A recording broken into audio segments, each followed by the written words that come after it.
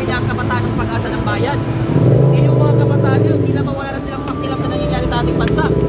Yung mga ibang kabataan yun, wala na silang pakialam sa nangyayari sa ating bansa. Hindi wala silang pakialam sa karapatan nila. Hindi nila alam ipagtanggol ang karapatan nila. Andun sa mall, nag-shopping. No, dapat lumabas na kayo dyan sa mga bahay ninyo. Iwan nyo muna ang mga jowa nyo, yayain nyo dito kayo mag-date sa rally. Oo, iwan nyo muna ang mga ML, mga epic na yan, pati mga ano nyo. Dito muna tayo mag-date sa rally. Huwag tayong matakot sa mga politikong lumalabot sa pera natin. Hindi tayo dapat matakot sa kanila. Unang-una sa lahat, tayo ang nag-focus sa kanila sa mga posisyon nila.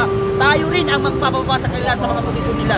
Tignan ninyo ang mga anak ng congressman, anak ng mga kontraktor. Nagpapakasarap sila sa pera ng taong bayan na binabayad natin. Ang mga kontraktor, nagpapakasarap sila sa pera ng taong bayan. Habang ang mga Pilipino na nagbabayad ng buwis,